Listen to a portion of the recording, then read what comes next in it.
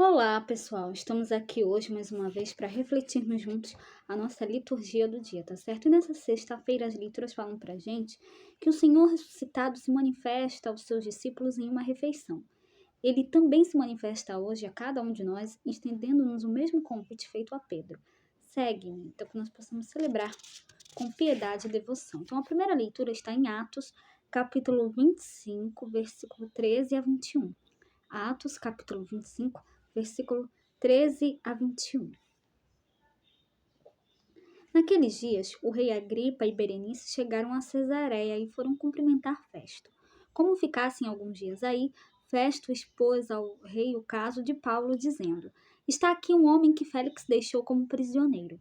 Quando eu estive em Jerusalém, os sumos sacerdotes e os anciãos dos judeus apresentaram acusações contra ele e pediram-me que o condenasse. Mas eu lhes respondi que os romanos não costumam entregar um homem antes que o acusado tenha sido confrontado com os acusadores e possa defender-se da acusação.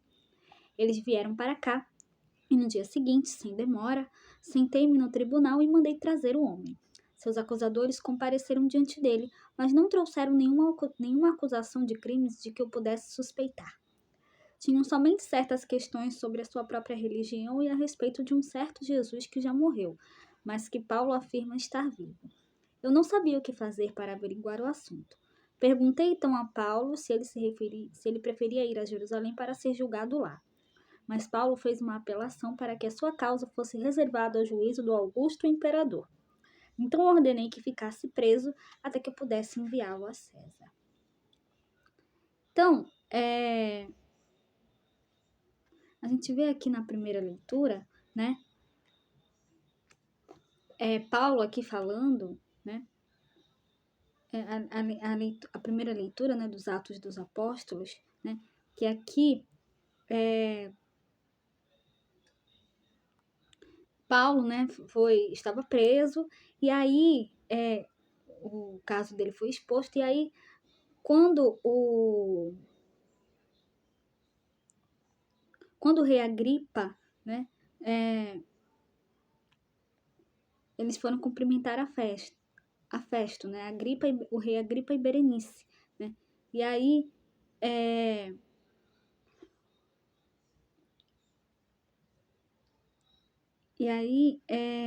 Festo expôs o rei ao caso de Paulo, né?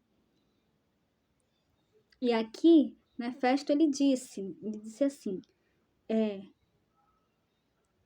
tinham somente certas questões sobre a sua própria religião e a respeito de um certo Jesus que já morreu, mas que Paulo afirma estar vivo. Paulo estava falando a verdade, né? Ele estava dando testemunho do Cristo ressuscitado a todos, né? Então que nós também, a exemplo de Paulo, que nós possamos também dar testemunho do Cristo ressuscitado a todos. Ele deu a sua vida por nós e ressuscitou ao terceiro dia, que nós possamos espalhar essa boa nova a todos.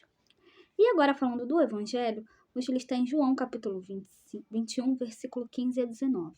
João, capítulo 21, versículo 15 a 19. Jesus manifestou-se aos seus discípulos e, depois de comerem, perguntou a Simão Pedro: Simão, filho de João, tu me amas mais do que estes? Pedro respondeu: Sim, Senhor, tu sabes que eu te amo. Jesus disse: Apacenta os meus cordeiros. E disse de novo a Pedro: Simão, filho de João, tu me amas? Pedro disse: Sim, Senhor, tu sabes que eu te amo. Jesus disse-lhe: Apacenta as minhas ovelhas. Pela terceira vez perguntou a Pedro: Simão, filho de João, tu me amas? Pedro ficou triste, porque Jesus perguntou 3 vezes se ele o amava. Respondeu: Senhor, tu sabes tudo. Tu sabes que eu te amo. Jesus disse-lhe: Apacenta as minhas ovelhas.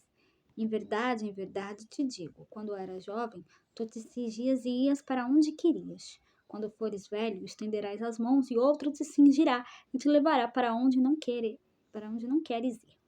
Jesus disse isso, significando com que morte Pedro iria glorificar a Deus.